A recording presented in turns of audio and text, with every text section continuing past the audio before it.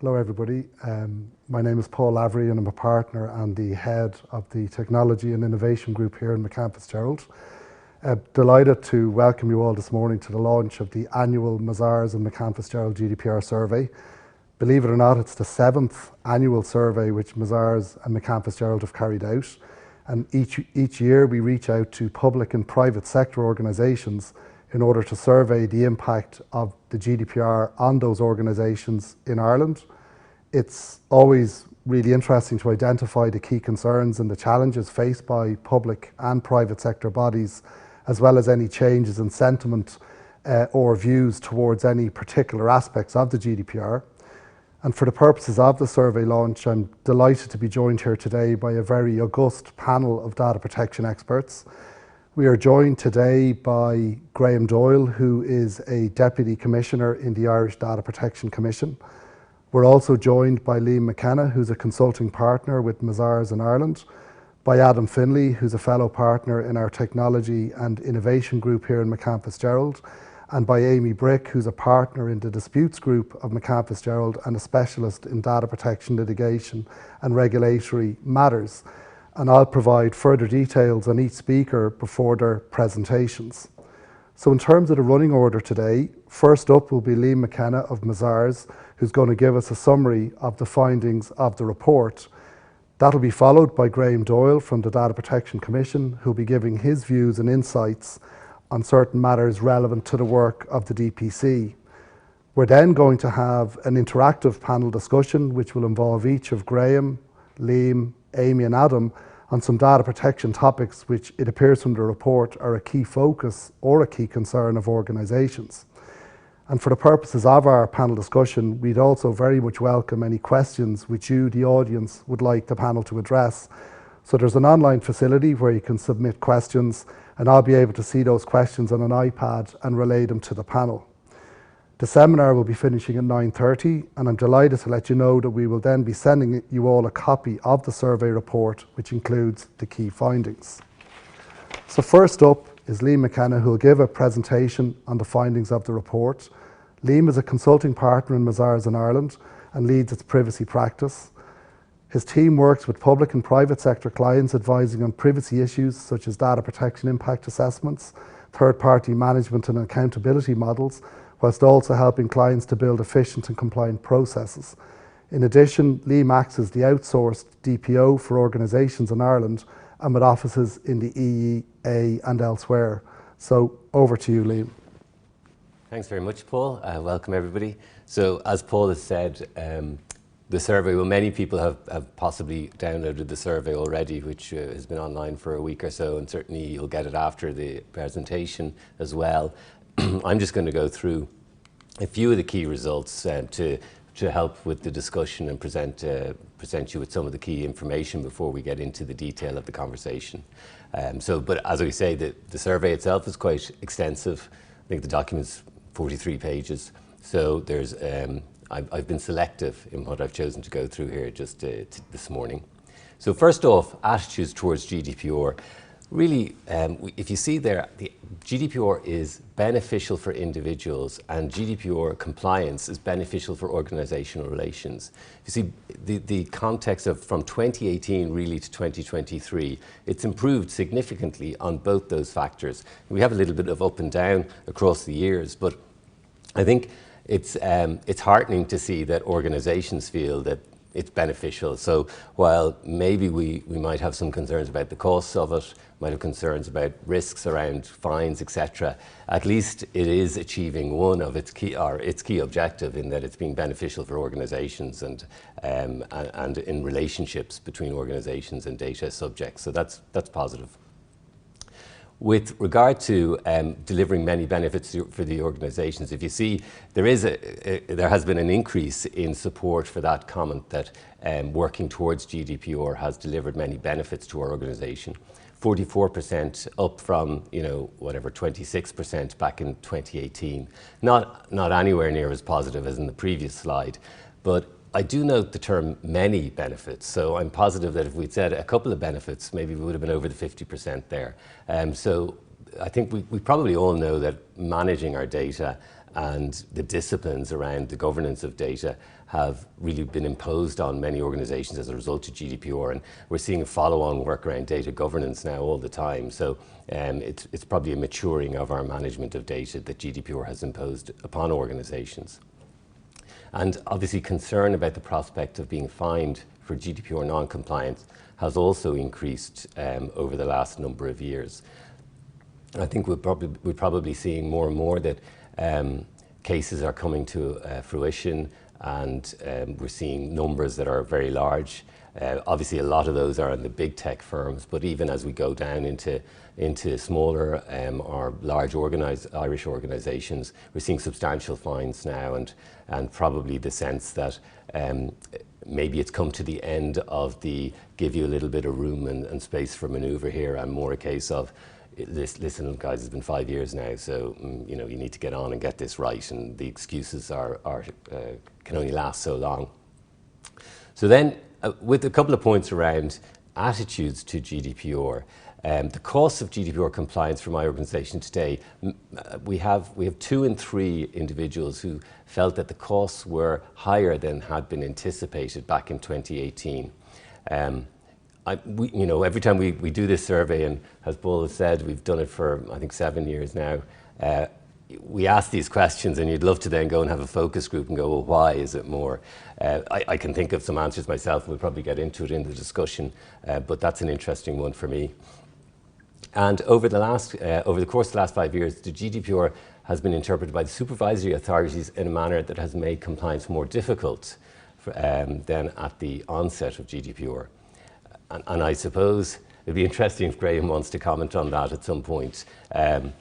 I think we're getting a better understanding of what GDPR really is and of the fundamental change to how we manage personal data, as opposed to possibly papering over activity that was done in 2018. It's about fundamentally applying the principles of GDPR, and probably regulatory decisions, EDPB guidance, DPC guidance are all reflecting maybe that this is quite a high standard that we're trying to achieve, and maybe it wasn't fully understood back in 2018. So there's an appetite for reform. I'm not sure, obviously reform would have to take place at a European level. The ICO in the UK have, they brought their bill through Parliament yesterday or the day before. I think it's reached the next stage. So there obviously is change in the UK. They've decided to reform the GDPR to some extent. However, in Ireland, which obviously we're driven by the EEA, I'm not sure that that's really something that's in discussion at the moment. However, what is interesting is maybe, how can we respond? These are the areas that individuals felt were most driving that requirement for change. And so it's around complaints and demanding that the complainant would try and resolve an issue first with the controller, as opposed to going to the DPC, that the data subject should be required to pay a reasonable fee for a subject access request. I'm not sure that one's going to go anywhere. And the threshold for breaches, to report breaches to DPC is too low. So possibly the ones on the outside there is some interpretation that is possible, which could relieve some of the pressure on organisations. In the middle, I'm not sure that would require a fundamental change. As Paul has said, I think, this is the first year we did a general public survey as well. So, we've done this survey of organisations since 2017, I think was the first year. And we went out this year and asked the general public some questions. And so interestingly, awareness of GDPR, 76% of individuals were, and these are adults across the country, it's representative, were aware of the GDPR in a way they're confidently aware, or they had some awareness. When it comes to subject access requests, if the other 24 find out about it, we could be in trouble there, but we won't say anything on that. This question is that, I suppose, showing that there's a positive attitude to engaging with organisations and buying from organisations that are treating your data with respect and treating it in a compliant manner. And that, I suppose this one, it's somewhat limited outside banking or finance-related environments. Individuals are willing to forego some level of data protection if the product or service is very appealing. 49% agreed or strongly agreed with that statement. And I suppose for me, that I probably have to compromise my own beliefs in the sense that it's not so much that I'm happy to do that. It's a sense of, I feel personally that if I don't do that, I'm going to have limited access to certain services that are now just part of daily life. So the interpretation question here for me is that because there's no alternative and you have to do it, or is it because we don't value our personal data and are willing to give it to organizations who are going to treat it well? And again, that comes back to, it would be great to have a focus group to follow up on our survey. And I find organizations make it difficult for you to understand their approach to data protection. I think as a DPO, this is quite a frustrating answer that 65% agreed with this statement. The amount of effort that we all put into our privacy notices, trying to reach that balance between making them accessible and understandable and in plain language, but also comprehensive enough, and yet, while at the same time short. So I think that's a challenging one for us to look at and understand maybe how can we do that better. But I do think many DPOs would feel they're doing their very best and trying to get that balance between transparency and the detail of transparency, and yet what's required is it's difficult. So that's the end of mine, and Paul, you might introduce Graham. Yeah. Thanks very much, Liam. That was a really good presentation and summary on the findings of the report. I'm now delighted to introduce Graham Doyle, who's a Deputy Commissioner with the Data Protection Commission, who'll be giving his views on some of the topics that were dealt with in the report, as well as other matters which are relevant to the work of the DPC. Graham is a Deputy Commissioner and the Head of Corporate Affairs, Media and Communications with the Irish Data Protection Commission. Within the Corporate Affairs function, Graham is responsible for the DPC's finance, procurement, corporate services, governance and risk and staffing and training units, and he's a member of the DPC's Audit and Risk Committee. Graham also develops and manages the DPC's communication strategy, which includes extensive national and international media engagement, attending and speaking at events domestically and abroad, and delivering a comprehensive internal communications programme for the DPC. As you can tell from all of that, Graham is an extremely busy man. So I'm now going to pass you over to Graham, and welcome to McCann Fitzgerald, Graham. Thanks very much, Paul. Good morning, everybody, and thanks to McCann's and Mazars for the opportunity to join you all here this morning. Given that we're now 2 weeks away from the 5th birthday of GDPR, I think it's a really useful opportunity for us to reflect and dissect a little our experiences of this law, which is not surprisingly dubbed the law of everything. I'm going to just spend the next few minutes just giving some views from the DPC's perspective of 5 years into the application, touching on some of the findings of the report, and no doubt we're going to get into more detail of the report itself during the panel discussion. But I suppose for those of you who are particularly keen followers of our work, you may have already read our annual report for last year that showcases Ireland as having Europe's most active regulator and enforcer under the GDPR. Our office, which now has over 200 staff, handled thousands of complaints last year from across the EU, and we delivered over 2/3 of the entire enforcement across the combined EU, UK and EEA on foot of detailed and comprehensive investigations that we conducted and concluded in the last 18 months or so. The over €1 billion in fines and the orders for compliance that we issued last year spanned an Irish credit union, a large Irish bank, a courier company, An Garda Síochána, an Irish healthcare provider, and some of the world's largest internet platforms. Infringements related to issues arising with unauthorised disclosure of information, security of processing, data protection by design and default, special protection of children when processing personal data, transparency and lawful basis for processing. We also issued 2 decisions that attracted a lot of attention because we found no infringement.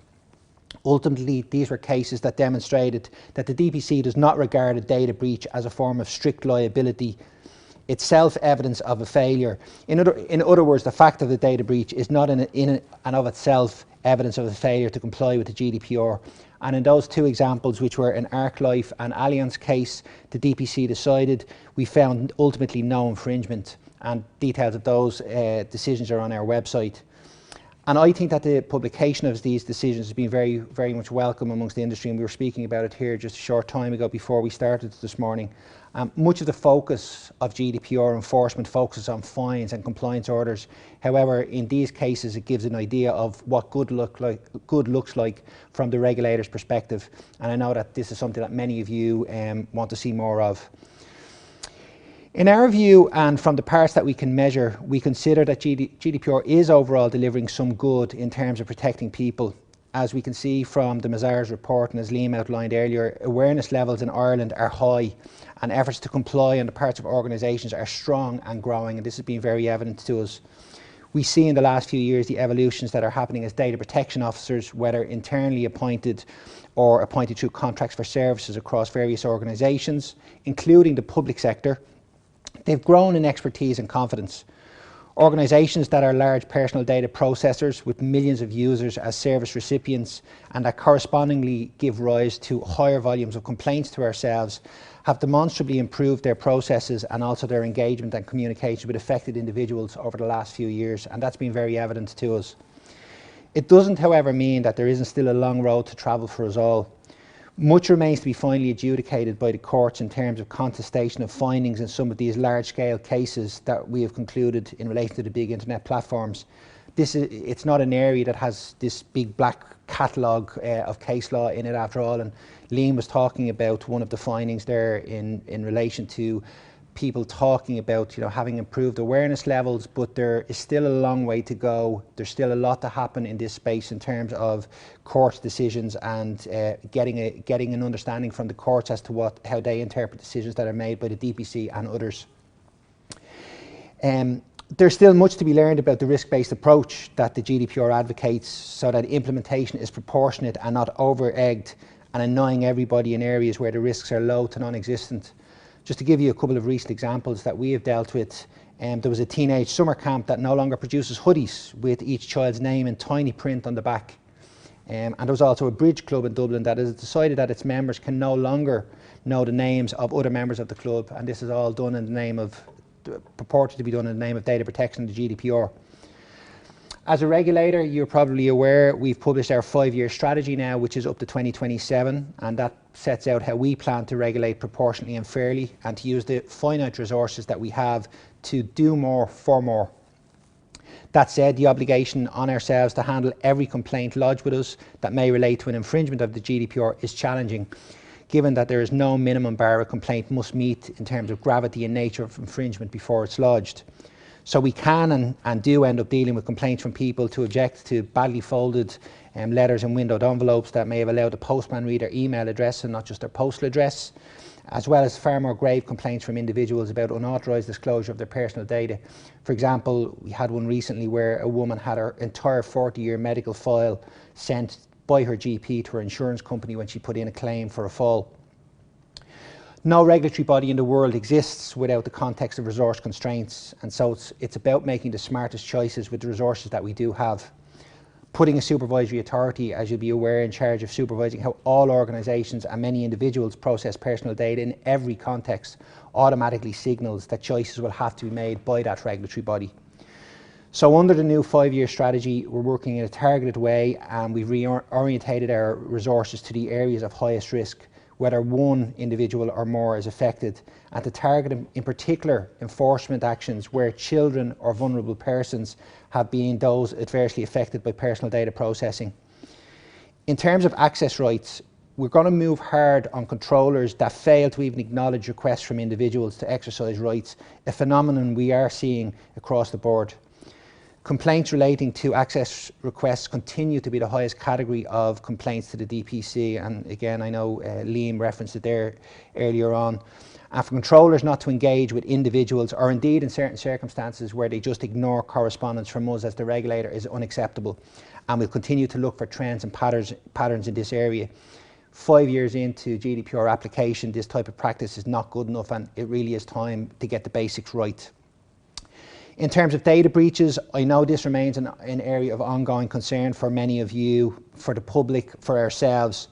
As you probably know, we took a very hands-on approach in handling every single breach notified to us in the first few years under GDPR, conducting our own risk and impact assessment and engaging with organisations in every single breach that was notified to us. It was approximately 6,000 per year. But we've stopped that under our new strategy. We continue obviously to take in breach notifications, and lack of any further immediate engagement by ourselves does not indicate that we're satisfied with the notification or assessment that's contained in it. We will continue to assess all notifications, and in cases where we receive complaints or deem the issues to warrant seeking further information or pushing informal inquiry, we will proceed in that way. We do monitor though if the same issues are arising with the same organisation, even if issues are relatively low risk, and this will inform us of any potential future action. We in general no longer offer guidance to an organisation when a breach arises. Instead, we will focus on enforcement cases, and again, tying into a comment that Liam made about it being 5 years on now, and it really is, from our perspective, it really is time to get the basics right. Some of our other priorities under our regulatory strategy include continued progression and conclusion of more of our big tech investigations, and there's a strong pipeline of these investigations for 2023. In terms of children, as you're aware, we've already published a fundamentals paper that follows a 2-year consultation with adult and children stakeholders, and work is currently ongoing for the development of a code of conduct. We have finalised and have open investigations into processing children's data. The Instagram case that we published there last year, and we also have a TikTok case that's currently has just gone to the Article 65 process, the dispute resolution with the EDPB. We will continue our efforts to support you DPOs out there, and we'll continue to progress our own DPO network. Some of you were in attendance, I know, last year in Croke Park at a conference we held for DPOs, and we also hosted 32 online webinars. We separately have staff attend DPO network, sectoral network meetings throughout the year. And finally, it will become less relevant, I think, to talk about GDPR in isolation. As you're no doubt aware and working with at the moment now, the EU is implementing a strategy for data that spans public sector, industrial and personal data, and aims in Brussels speak to put people first. A raft of new EU data and digital legislation is now on the tracks. The Digital Services Act in particular is now enforced and regulates content on the internet. The enforcer, as we know, is Commission Mon. However, engagement between all of the relevant regulators in this space is going to be critical, and this engagement has already commenced because we need to make sure things don't fall between the cracks. Finally, I'd like to turn my attention to something that I call the digital regulatory ecosystem, and this is observations 5 years on that we've made. In terms of Ireland's broader digital and platform regulatory ecosystem surrounding us as the enforcer itself, there are without doubt outstanding legal practitioners in the field based here in Ireland, some sharing the platform with here today. But for whatever reason, many don't really come out and act as public commentators in the way that we see high-profile lawyers in other countries do. And this matters because often these practitioners could push more clarity and expertise into discussions and act like the adult in the room. The complex issues of the type that the DPC deals with do not lend themselves to being appropriately mediated via social media discussions. But the world we live in now and the way media works means that greater influence than probably should be the case is wielded via the louder voices on the likes of Twitter. Policy and lawmakers and even academics pick up and unfortunately sometimes accept as fact assertions made by some on Twitter, no matter how wildly wrong they might be. And I get it, nobody, and certainly not the DPC, wants to get drawn into these lowest common denominator time-wasting episodes, but the result is not so much that the record is left uncorrected, but that a very one-sided, non-legally underpinned, sometimes untruthful and disproportionate positions gain currency. For example, headlines such as "Ireland is a wild west for digital regulation," "Ireland's data protection regulator is not independent," or "Internet companies located in Ireland for soft regulation and to pursue meaningful friendship with the DPC."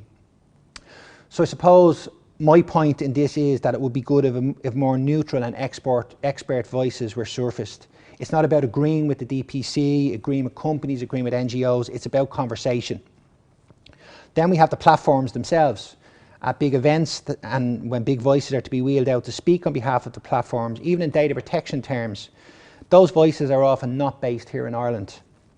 They're UK based in many cases. Many of the key interlocutors of the DPC and the platforms fly in to meet with us, and of course there's no legal requirement under the GDPR that the top executives be based in Ireland, but it means that we don't have many of the very senior Irish based voices or Dublin based voices from the platforms. The data protection officer might be based in the UK, the legal director of privacy and data protection might be based in the UK, and therefore the kind of mingling that they do is mostly in the UK. And then what of academics? While we undoubtedly have some very good data protection academics in Ireland, we don't seem to have anywhere near the reach and critical mass the likes of even small EU countries like the Netherlands and Belgium have. Then NGOs and think tank bodies. Digital Rights Ireland is clearly very strong on the issue of state surveillance, and there are specialist data protection advocacy groups around matters such as the mother and baby homes. But more broadly, there isn't the same kind of think tank specialist academic research units, NGO setup that we have seen in other EU member states. I know of one global think tank that wanted to set up a premises here and were trying for 12 months, but they just simply couldn't find a hire of the right fit and calibre. The point I'm making on this is that Ireland was and is uniquely a place that they failed to get up and running despite their strong motivation to be here, and they've since opened branches in several other EU states. Ireland has a Minister for Digital, but it is mixed with trade, promotion and company regulation. Some of you will be familiar with the great initiative that Ireland undertook a number of years back to host a high-profile data summit events here in Ireland with partnerships between elements of the Irish ecosystem such as it is. A big part of the heavy lifting was done by the platforms here in collaboration with central government, principally the Department of Taoiseach. This occurred when Ireland had a dedicated Minister for Data Protection who hosted a regular multi-stakeholder data protection forum at the department. But that's gone by the wayside, and no important privacy or data protection conferences take place here in Ireland. Ireland is one of the only EU countries of note, for example, that the IAPP doesn't even host in. Ireland should be an epicentre in our view. It's a destination to which people come for the quality of discourse on digital regulation, but we're not. We, and that's Ireland and the regime, are the focus of so much attention day in, day out, some good, some bad, and yet those eyes that do scrutinise us do so from afar, and we must travel to them to explain, and never the other way around. Big international publications that I deal with on a regular basis all seem to operate out of London, Brussels, Germany and the US, of course. A few months ago I attended an event with the Commissioner marking 30 years of the internal market in Europe. During a quite technical discussion about internal market rules and apropos of nothing, the Financial Times commentator who had travelled from London, spoke about alleged EU mistrust of Ireland's motivation and capability in regulating internet platforms, and what a bad situation that was for Ireland to be in. Nobody on the stage contradicted him or challenged the statement in any way. I met with him after and had a chat, and he came out with every stereotype going. Forum shopping, they're all here for soft regulation, and other EU DPAs having to stop Ireland being too lenient in cases. However, during the conversation, he admitted that he actually knew nothing about this issue, but was quoting clearly what others were saying. That's not good enough in my view. So to me, it comes back to the ecosystem. Whatever the basis, which is uncontested by us at the DPC for suggesting that we need to do better, the biggest problem for Ireland in this area is not that it has a supposedly weak regulator, it's that it has a very poor ecosystem in this digital regulatory field, and it's unwilling to defend what it does have and what it does do well. Ireland is simply not where it's at. It's not where the important conversations are, and that's to the detriment of us all. Regulated entities, the regulator, the public, the practitioners and Ireland Inc. I don't think it's a useful argument for Ireland to say it lacks the scale and that we're only little. That simply reinforces the point that's made by others. If Ireland is only little and lacks critical mass, then it is not an appropriate place from which to lead European digital regulation and enforcement, and I really don't think that that's the issue either. So what's to be done about it? Well, I think anything we can all do to make Ireland more a centre of gravity for serious digital regulatory discourse and activity should be done. We need to give more voice to digital regulatory issues in Ireland and get beyond the tired soundbites that count for discourse currently. And I really believe, genuinely believe, that we all here this morning and beyond have our part to play in that. So thank you very much. That's great. Thanks, Graham. That was a really excellent speech and some really thought-provoking stuff in relation to that. Very interested to hear, in particular, about sort of your views on the data protection ecosystem, and also your thoughts on GDPR 5 years in. So look, what we're now going to do is we're going to have a panel discussion, and we're also going to accept questions from the audience, and I'm delighted to say that there's already questions from the audience coming in. And as I mentioned, for the purposes of the panel discussion, we have Liam and Graham, as well as my colleagues from McCann Fitzgerald, Adam Finlay and Amy Brick. So Adam is a fellow partner in our technology and innovation group.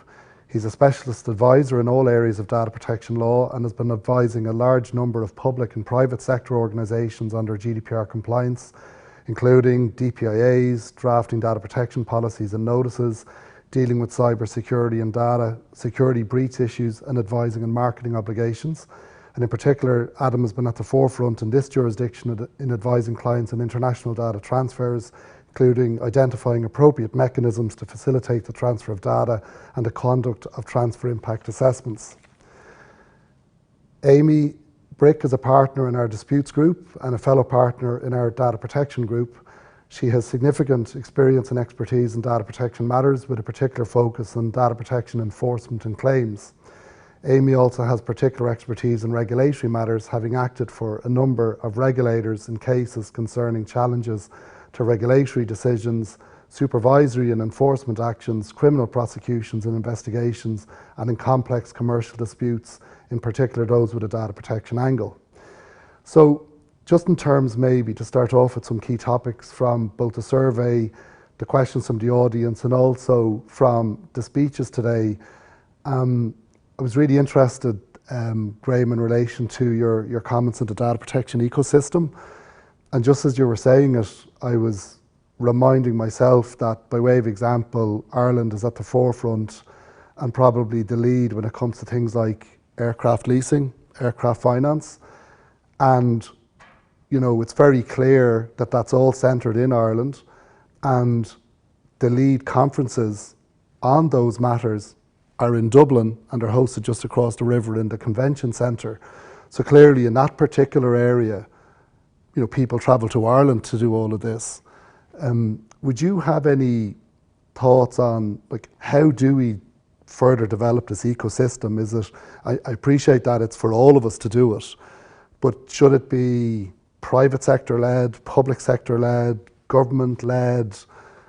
Would you have any suggestions in terms of how we do that? Because I'm conscious, you're absolutely right, there should be more conferences, there should be, you know, journals in Ireland, there should be all of that, but any suggestions as to how we get off our backsides and do it? I think it's a bit of all of the above, really, Paul. You know, I went through a number of the different areas. Like, just taking the legal area, as you and I have discussed previously, we quite often see decisions that are come out from regulators, particularly our decisions, that are critiqued and discussed at a European level. And you'll see it, and it will be done on the likes of LinkedIn and a bit on Twitter, but on the likes of LinkedIn, and then people will put out very informative articles. But they don't tend to come from Ireland. They tend to come from other EU jurisdictions. I was very taken, actually, with one of the findings in the Mazars report spoke about enforcement and the pace of enforcement, and that the pace of enforcement is too slow. And I kind of wondered to myself then, have people been engaging with the fact that in the last 12 to 18 months, we have led on enforcement, that we've imposed 2/3 of the enforcement across the whole of the EU, EEA and UK. Now maybe they do, and they still think that that's still not enough, and there is merit in that argument. We need to move through quicker. So that's just on one side of things. We still have our role to play. You know, the fact that I'm here today talking about it, I think is important. I think it's important to start the conversation. More engagement with the media is certainly needed. We do an incredible amount of media engagement, incredible amount of speaking at events like this. We ourselves hosted our own conference last year in Croke Park to try and, because there was no other big scale conference of that type, But really I think it's about everybody taking ownership or taking the onus within their own area of responsibility. And I fully get that there are occasions whereby you as maybe in the legal sphere, you've got clients and there may be concerns there. But I was in Washington recently at a conference, had to travel to Washington to go to the IAPP conference. And I was speaking to people over there who were saying actually their clients are now asking questions as to why they aren't out talking about decisions that are coming through, because these are big decisions that have significant ramifications across the board. So I think we all have to take a bit of responsibility in this space. We'll continue to do it. It's my role within the DPC as head of communication, media and communications. But as an organisation, we have a role, and we do go out and put our views, make sure our views are known. And as Adam mentioned to me earlier on before we started, you see a lot of us, we're out and about speaking at events because it's part of the role, but we're probably doing more than ideally, ultimately, we like to do, because if we don't do it, we find that there's not enough voices out there. I'm conscious that, there's a lot of the accounting firms, the consulting firms, the law firms, and we all do our own events, and maybe that's sort of, our own little events. I wonder if there's anything that's happened during a COVID pandemic where everything went online as opposed to the big events where people meet in person and they talk to each other, a bit like the IAPP events in Washington and Brussels. And maybe hopefully that will naturally develop in Ireland again. I don't know if any of the other people on the panel have any views on this. Maybe it's just incumbent on all of us to get out there more. I think it's when you bring in all of the actors, lawyers, platforms, academics, NGOs, the minister, I think it's a challenge to maybe do that, and it's worthwhile doing. I think it's a very valid point. I know bringing together those sorts of people would probably attract the right audience in. So I think maybe we should just accept it as a challenge, and absolutely, maybe next year we should be doing that. We'll test ourselves this time next year against that. Very energising call to action from Graham. First thing in the morning, get you up out of bed. I would say, I know, Graham, again, I'm conscious of this, you have a particular perspective on it, but even, obviously not from wearing a DPC hat, I would share your frustration talking to media that I would find when media approach us asking about certain decisions or recent developments, there's usually an angle. It's usually the angle that's being pursued by critics of the DPC, and I would find there's less interest, to be honest, from media in sound bites that we can give them, which are reasonable, balanced, considered views on the merits of a decision. It's what they're looking for is the stick to criticise, and sometimes that's international, sometimes it's even domestic, which I find frustrating from an Ireland Inc. perspective. I understand, journalists have their own job to do, but turning that around and trying to kind of drive an appetite for a more considered view, I think it's quite a big challenge. I'm sure that's something that you're at the coalface of, but I would see it in a smaller context when we're approached. It is often the theme that what they want us to do is to weigh in on, the DPC is too slow, rather than, no, actually the DPC got this right and took its time and got it right. But that doesn't sell media, it seems. Exactly. I think though as well, Adam, like one of the challenges there is that, and I've spoken to many international journalists over the years and kind of be asking, well, why are you going with this perspective? It's clearly wrong. Like the evidence is clearly to the contrary. But quite often what they'll say is, well, when I'm going to do my research to see who I'm going to speak to, I go on social media. I see who are the active voices out there. That's the issue. That we don't have enough active Irish voices in the sphere. And again, as I said earlier, I'm not saying active voices to be saying the DPC is doing everything right, the DPC is doing great. It's just about conversation. It's just about having an Irish voice in a conversation when we are, by no exaggeration, clearly the leading regulator across the EU now in terms of enforcement and in terms of the importance of the cases that we are bringing through. And I'm conscious that the audience is not all big tech audience, and the focus quite often is big tech. But unfortunately, I think the narrative that has come out in recent years and has been allowed out there has caused significant difficulties for us all. here in Ireland. I think just one thing to add as well is that in the report there was around half of respondents, or just a little less, who did think that the pace of enforcement of the GDPR was as expected, and I suppose the pace that was expected was quite big, so I suppose it's not all bad news. There were 1 in 3 who thought it was a bit slower, but I think there was a good number as well who thought it was as expected. So just, that's a good news story for the DPC maybe. The negative Nelly in me, I suppose, looked Yeah. at the ones that said it was slow, but yeah, no, point taken, yeah, absolutely. We sort of wonder though, what do people expect? Do they want, you know, we start an investigation today and we find the BJs out of people tomorrow? I mean, that's not exactly fair procedure. So, you know, if you're on the receiving end of that, you might have an issue with it.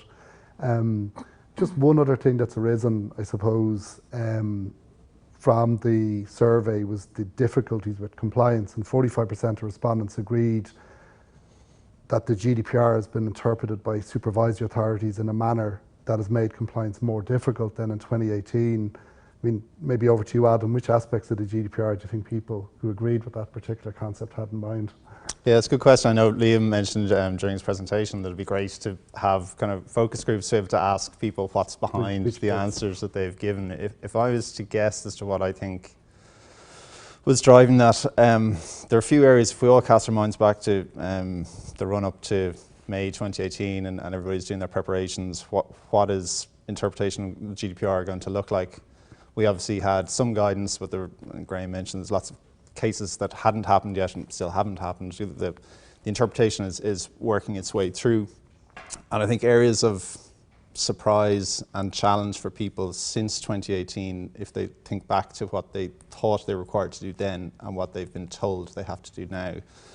Transparency, I would say, was a big one. So there's the transparency guidelines and the WhatsApp decision, and that made everybody think, is my privacy notice up to scratch? Is the way I did it in 2018 sufficient? A lot of people, they found it's not the law had changed, but the interpretation indicated perhaps they needed to go back and have a look. International transfers, obviously most people were surprised by the interpretation adopted by the court, and then all DPAs had to implement that, and that changed how people thought they needed to go about relying on standard contractual clauses, transfer impact assessments.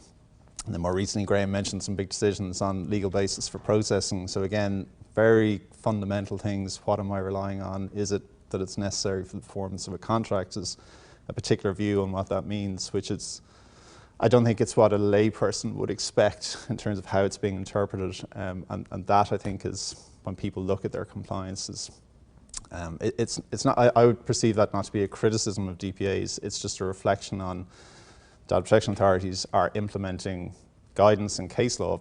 So they are adopting what they've been told is the appropriate interpretation of the law. But if you're thinking back a number of years, I think there are areas where there's now a surprise for people as to what they're required to do. So the law hasn't changed, but the interpretation has. And you'll remember its point that we were all making back in 2018. We had the bones of the GDPR. We didn't have the flesh on the bones, and we're still in the process of gaining that now. But I think that's requiring people to be constantly reassessing. You can't assume that what you did in 2018 is up to standard now, because in fact the goalpost might have been shifted, not entirely, but a few feet to the left or right.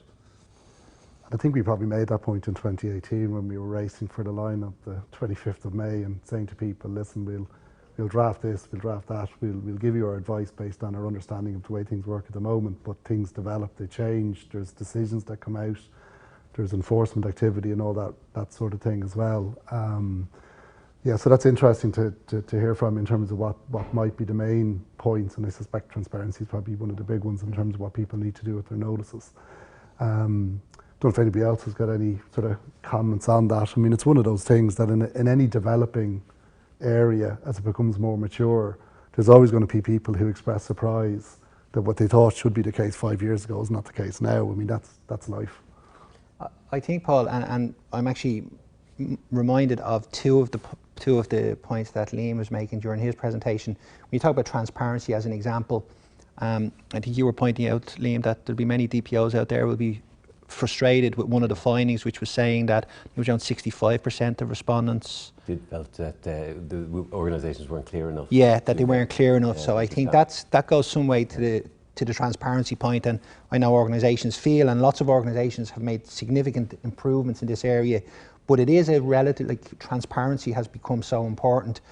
But then I suppose from an organisation's perspective, link that to another one of the findings of the report, which is to do with respondents making the point that if you've got confidence in an organisation and how they actually go about doing data protection and protecting your personal data, you're much more likely, and it's probably a common sense thing, but you are much more likely to want to use that organisation if you know that they safely protect your data. So I think there's a bit of both. There's the making sure people really understand what's happening. That's what the transparency principle is all about, making sure they understand, but knowing that you're not just doing it for the sake of being transparent because the legislation tells you to do so. Yeah, absolutely, that's important. But there is a business element to it as well. There's a competitive advantage you will get over others. And again, I probably have been talking about this on this stage with you guys for the last few years as well, this competitive advantage piece. Yeah, and I think a lot of data, well, there's a sense from DPOs and maybe organisations that data subjects are taking advantage of the legislation on occasions, and they're weaponising the GDPR. And so you have good organisations that are working hard, that are doing their best, that are tied up in knots by individuals who maybe aren't always doing so for the reasons that were anticipated.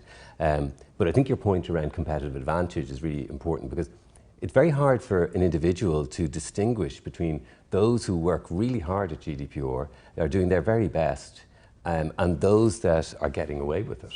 And I think more and more now, like obviously we've been involved in the certification, and the first European certification was approved back in October, Europrivacy. But that piece around getting value from your investment in GDPR and being able to clearly distinguish yourself from others, hopefully that will progress over the coming years.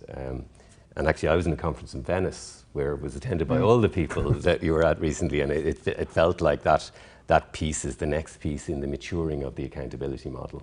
So maybe we might see some progress there. And that sounds like it could be something that people can use as a competitive advantage, because it's almost like that badge of quality.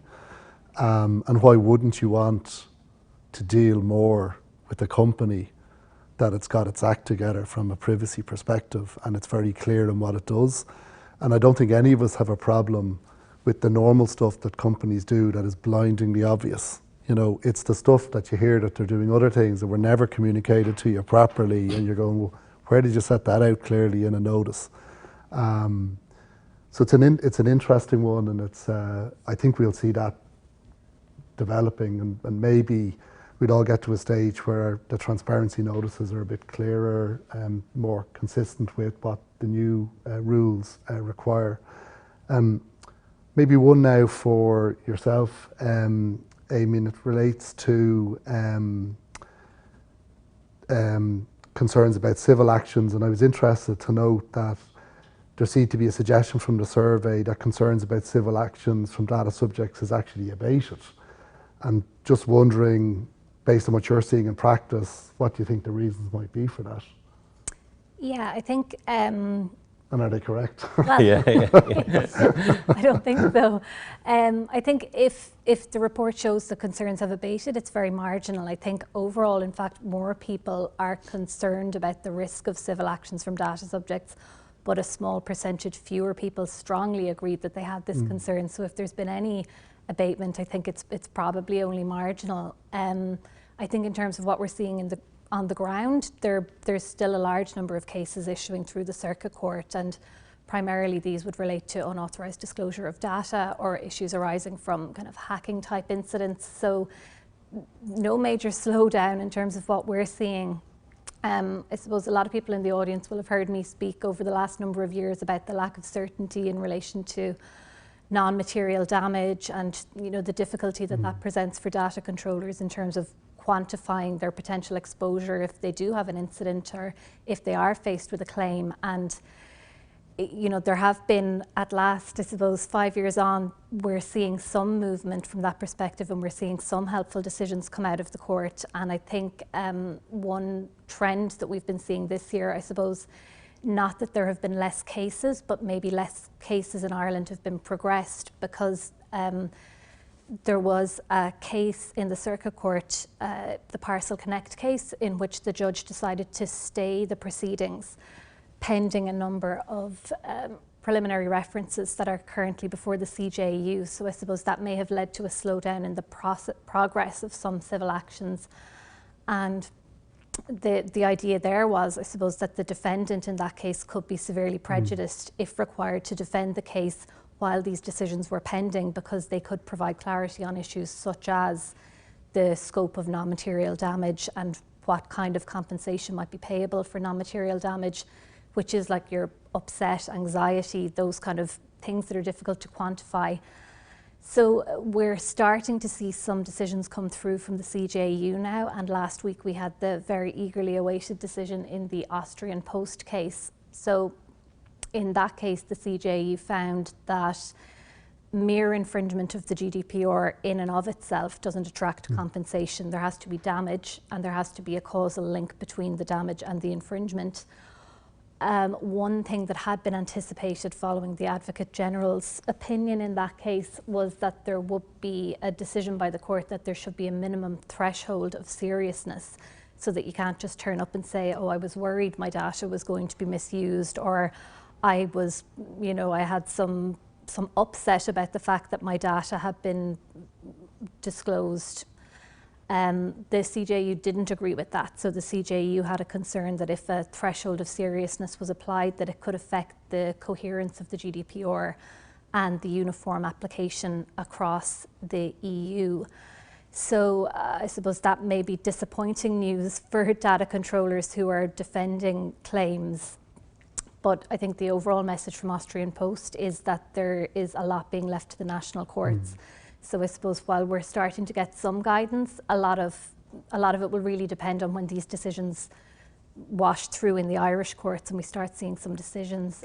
There's another few coming down the tracks. There's an interesting preliminary reference from the Bulgarian court which relates to a hacking incident the Bulgarian Revenue Agency was subject to, and the Advocate General's opinion in that came out last week. So the decision in that should be interesting. It looks at issues in relation to, you know, if you're the subject of a hacking incident, what is the burden of proof in relation to demonstrating that your technical and organisational measures were appropriate? And it also looks at the question of non-material damage. So I suppose 5 years on, we are finally starting to get some guidance, but certainly no indication as of yet that civil claims are slowing down. I suppose the concern perhaps for data controllers defending claims is that without some kind of minimum threshold of seriousness being applied for non-material damage, plaintiff lawyers may see it as worth their while to progress claims even if the level of damages that will be payable would be kind of nominal or very minimal, and still get their costs paid. And as the defendant, you're on the hook for circuit court costs. So I suppose that's the direction of travel at the moment, I think. Well, that's really interesting, and it sounds like it's almost the idea that people's concern is abating maybe might be a little bit too early to say, and need to see things develop and see how things develop a bit more. Yeah, I think so. Might just look at some of the questions that have come in from the audience, and I meant to say in the context of questions coming in from the audience that whilst, you know, I might see an email and a name coming up, I am obviously not going to mention that person's name live unless they specifically say, I want you to mention my name. So, and nobody's done that. So one question that's come in, and I suspect you probably can't say much about this, Graham, but it's like, the question was, does the Irish regulator have any new interesting finds on the horizon not associated with WhatsApp/Meta? And I'm sure you can't really answer that. Well, obviously I can't prejudge the outcome of our investigations, but I suppose we have a couple of obviously big investigations that come into to a finalisation. So without discussing any of the details of them, obviously we have the data transfers one, which Adam, you mentioned earlier on, and we've to adopt a decision by this weekend in that case. So there will be a published decision on that in the next couple of weeks. We have a TikTok inquiry that I mentioned earlier on. It's in relation to the processing of children's data. And we brought that to our colleagues at the the other concerned supervisory authorities at Article 60, the cooperation mechanism, but we got a couple of objections, one from Germany and one from Italy, and we've been trying to resolve them and haven't been able to resolve them. So we've had to send the file only yesterday on to the European Data Protection Board, so that will trigger Article 65. So we'll have a decision on that then within about 3 months or so, given the time of the process of the 2 months on the European Data Protection Board, and then we have 1 month to adopt decisions, as everybody be familiar. So they're probably with the big tech. So I note the question was not in relation to Meta, so TikTok, and then we do have a lot of work going on the domestic front, in terms of a number of investigations that we're working through. So just keep watching the space. As I was going to say, it's watch this space. Yeah, we actually have a really strong, there's a bit of a, I know it's a sound bite, but we have a strong pipeline this year. So we have quite a lot of stuff coming through. No, that's interesting to hear, and in fairness, a very valid question to be saying what's coming down the line, but obviously exactly as you say, you can't prejudge that. Another query that's come in is somebody's asked a question that they're very curious to ascertain from the panel as to whether there are any emerging issues around the independence of data protection officers. Do many data protection officers complain that they are obstructed in the performance of their functions? It's interesting because obviously, like, as we're outsourced DPO, and so a lot of the time we would highlight that as maybe a reason to, go outsourced.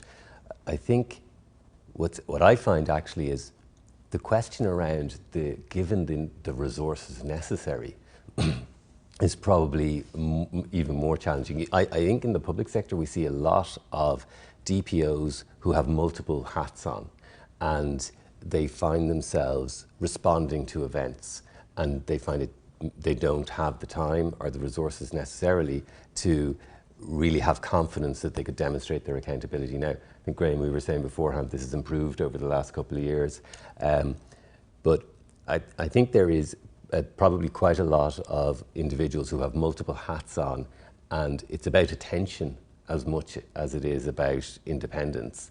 And but I think it does raise that question around, if a DPO doesn't have the necessary resources to do the work adequately, are they empowered and are they able to convince the senior management and the chief executive or the DG or whoever it might be, to give them more resources? The survey did highlight a good engagement with senior management and CEOs, which is positive. There is concern around fines, which gives you the opportunity to use that. As a DPO, you're looking to try and argue your case for more attention, and to try and have the management team take seriously the work you do at the centre and apply it in a decentralised manner. So maybe a roundabout answer, because the independence, I think, it's about attention level that you're allowed for some DPOs. It probably feels like sometimes when you're the internal DPO, a slightly lonely role, which is why you've advocated and had all of those sessions with DPOs and the conferences, etc., because it's nice for DPOs to feel that they're part of an ecosystem. There's something quite heartening about being able to say to another DPO, how do you get on with this and how do you deal with this issue? But I'd absolutely maybe take there's a Twitter for an agony aunt. I could be the DPO agony aunt. But also to take your point about the outsourced DPO, I mean that's a way of, obviously, I suppose, maybe fostering that independence it's one as well. way, and I think it's not always appropriate or necessary. Did have one other question about recent European Court decisions and damages, which I think we've dealt with, and you'll be very heartened, Graham, that somebody has said that they would like to know, how can the audience help to amplify the Irish voice and grow the ecosystem? So this is resonating with people. So I think the message there is it's up to all of us collectively to develop that, but that's a really good question from the audience. What can they do? And it's probably just amplify our voices, I suppose, isn't it? Absolutely. Just talk, put your views out, discuss decisions, where you hear things that are being said that you don't necessarily agree with, irrespective of whether it's positive towards ourselves, negative towards us, whatever it might be, just more and more discussion. Because I think the more and more discussion that happens here in Ireland, the more Ireland will be a place that others will want to come to and continue that discussion on a bigger scale. Paul, if I could, if you don't mind, just go back. There's a point that Liam made earlier on when he was doing his presentation I just want to address. It was in relation to I think it's organisations saying that they think that when individuals are making complaints, they would prefer if they went to the companies first to make the complaint before they come to the supervisory authority.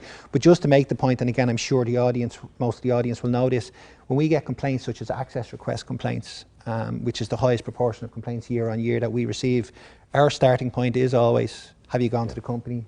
Have you asked? And if the answer is no, well, we would suggest to the individual that they go and ask the company. And then if they're coming to us, we look for evidence of the request that they've made from the company, the response they got, if they got one, and take it from there. So like, it's just to make that point. It was something I meant to say earlier on. I think it's important that the people out there know that is the approach that we take, because it's the sensible way of doing it. Yeah. I think one area we found maybe a bit challenging from an access request perspective, and I would absolutely agree with you, Graham, that if people just aren't engaging at all, that's the problem. The controller's not engaging, and they're just sitting there and they're waiting for time to run out.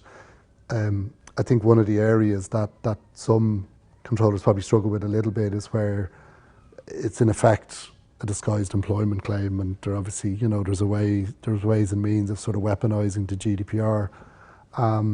But obviously it's a fundamental right that people need to deal with, and engagement with the data subject is probably the key thing, even if the data subject proves to be a bit on the difficult side, let's just say. Absolutely, that's a pattern we've seen emerging in terms of the access requests that we are receiving. Quite a lot of them are employer-employee relationship breakdown, disciplinary issues, and of course there's no discovery in like the Workplace Relations Commission, so quite often they will use GDPR to get access to information. So yeah, absolutely a pattern we've seen emerge. Conscious of time, we've had a really interesting discussion here, and there's a good few other questions, so I'd like to apologise to those of you in the audience that I haven't been able to raise your query with the panel, but I'm just conscious of time. Just in conclusion, I'd like to thank very much all of today's panel members for their participation, for giving such interesting and insightful views on the topics we've discussed. I'd in particularly like to thank Deputy Commissioner Graham Doyle for your excellent presentation and your contribution to our panel discussion. I think one particular point we're taking away here is the data protection ecosystem. I'm going to have that enshrined in my head as we speak. I'd also very much like to thank you, the audience, who've attended here on a virtual basis. And I'd particularly like to thank all of you who responded to the survey, because without your responses, we wouldn't have an event here today. So it's fantastic to hear your views, to hear your responses on the survey, and to see all of your questions coming in. It's very clear that you're a very engaged and interested audience in all things data protection. It's also clear to me and to the panel, I think, that GDPR remains an area of significant concern, and it is an administrative burden. But at the same time, it's also clear that organisations are very much engaged with the GDPR, very much engaged with compliance with the GDPR, and trying their best to be materially compliant. So nobody's trying to shirk responsibility. They're trying to do their best, but obviously there are challenges with compliance. So many thanks for joining our seminar today and for helping us make this a very interactive discussion. So thanks to the audience and thanks to the panel members as well.